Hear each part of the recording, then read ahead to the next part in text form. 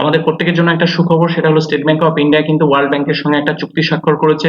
তো সেই চুক্তিটি কি রয়েছে আমি অবশ্যই আপনাদের সামনে তুলে ধরার চেষ্টা করব। তার সাথে সাথে স্টেট ব্যাংক অফ ইন্ডিয়ার টেকনিক্যাল অ্যানালিসিস দিকটাও কিন্তু আমরা আলোচনা করব এবং প্রিভিয়াস সপ্তাহে আমরা কেপিআইটি নিয়ে কি আলোচনা করেছিলাম এবং তার ফলে কেপিআইটি কতটা মুভমেন্ট দিয়েছে, সমস্ত বিষয়গুলো আমি আপনাদের সামনে তুলে ধরার চেষ্টা করছি।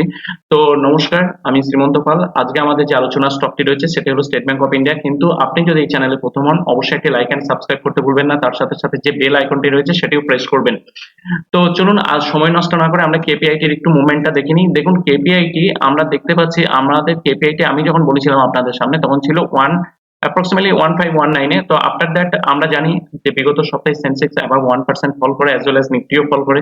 কিন্তু তারপরেও কিন্তু স্টকটি আমাদের আমরা দেখতে পাচ্ছি অ্যাপ্রক্সিমেটলি কিন্তু আমাদের 2% রিটার্ন জেনারেট করে, অ্যাপ্রক্সিমেটলি 2%। আমি যদি 1520 থেকে দেখি তাহলে অ্যাপ্রক্সিমেটলি 2% রিটার্ন আমাদের কিন্তু জেনারেট করছে স্টকটি। এবং আপনারা জানেন যারা ফিনান্সাল বাংলা চ্যানেলে রয়েছেন তারা জানেন প্রত্যেকটা স্টক কত সুন্দর মুভমেন্ট করে দিয়েছে। নাজরা টেকনোলজিস, আমাদের ধরুন তেজস নেটওয়ার্ক, জেবিএম অটো, প্রত্যেকটা স্টক কিন্তু আমাদের খুব ভালো ভালো মুভমেন্ট দিয়েছে। তো আপনারা যারা নতুন স্টক মার্কেট শিখতে চাইছেন তারা অবশ্যই আমাদের দেওয়া যে ফার্স্ট কমেন্টে থাকবে সেখানে আমাদের হোয়াটসঅ্যাপ নাম্বার দেওয়া থাকবে। আপনারা গিয়ে সেখানে হোয়াটসঅ্যাপে কন্ট্যাক্ট করে নেবেন। আমাদের যে কাস্টমার রিপ্রেজেন্টেটিভ রয়েছেন তিনি আপনার সাথে কন্ট্যাক্ট করে নেবেন according to course details, right? তো চলুন সময় নষ্ট না করে আমরা এসবিআই কে নিয়ে একটু আলোচনা করি, স্টেট ব্যাংক অফ ইন্ডিয়াকে নিয়ে আমরা একটু আলোচনা করি। তার সাথে সাথে আমরা দেখি স্টেট ব্যাংক অফ ইন্ডিয়ার নিউজটি কি রয়েছে।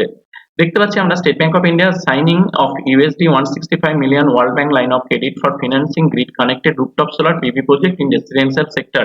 অর্থাৎ রেসিডেন্সিয়াল সেক্টরগুলোতে যে পিভি প্রজেক্ট হবে সেগুলোর জন্য যে ওয়ার্ল্ড ব্যাংকের সঙ্গে আমাদের এসবিআই যে চুক্তিটি রয়েছে সেটি রয়েছে $165। মানে ফিনান্সিং দিক থেকে আমাদের এসবিআই এর সঙ্গে যে ওয়ার্ল্ড ব্যাংকের যে চুক্তিটা রয়েছে, যে রুফটপে যে সোলার গুলো বসবে সেগুলোতে রেসিডেন্সিয়াল ক্ষেত্রে।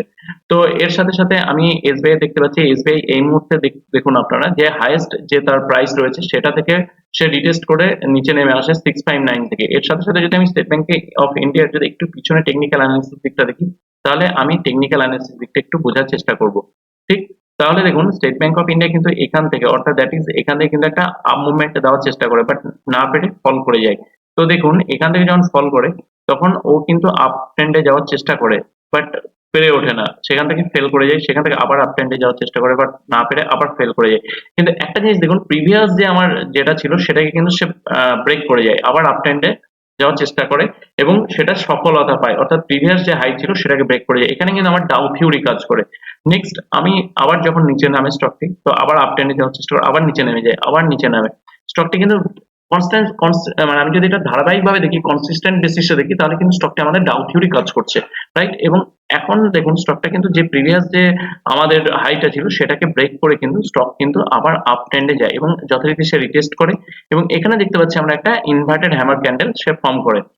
যখন ইনভার্টেড হ্যামার ক্যান্ডেল ফর্ম করে আমরা তাহলে এর সাপোর্ট জোনটাকে আমরা স্টকটি কোথায় রাখতে পারি? আমরা দেখতে পাচ্ছি স্টকের সাপোর্ট জোন কিন্তু আমরা রাখবো যে অ্যাপ্রক্সিমেটলি 629 বা 630 এর দিকে। তাহলে আমাদের রেজিস্ট্যান্স জোনটা কোথায় দেখবো? আমাদের রেজিস্ট্যান্স জোন রাখবো 658 এর দিকে।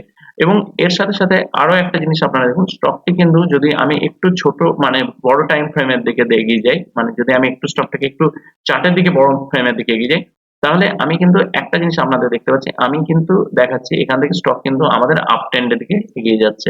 যারা ভাবছেন as a investment purpose state bank of ইন্ডিয়াকে আমি চুজ করবো কিনা, তারা অবশ্যই স্টেট ব্যাংক অফ ইন্ডিয়াকে অ্যাজ এ ইনভেস্টমেন্ট পারপাস ভাবতে পারেন। এটা আমার কাছে মনে হয় একটা ভালো একটা ইনভেস্টমেন্ট পারপাসের জন্য একটা ভালো স্টক। এর সাথে সাথে যারা আপনারা আমাদের টেলিগ্রাম চ্যানেলে যুক্ত হতে চাইছেন পুরো ফ্রিলি ভাবে, ওখানে কোনো উইদাউট পে আপনারা ওখানে যুক্ত হতে পারেন এবং ওখানে আমরা অন্যান্য আরো স্টক নিয়ে আমরা আলোচনা করে ডিসকাস করি। তো আমাদের আজকের যে স্টকটি ছিল সেটি ছিল আমাদের স্টেট ব্যাংক অফ ইন্ডিয়া। আপনারা যারা নতুন তারা অবশ্যই লাইক এন্ড সাবস্ক্রাইব করে রাখুন। দেখা হচ্ছে পরের ভিডিওতে। নমস্কার।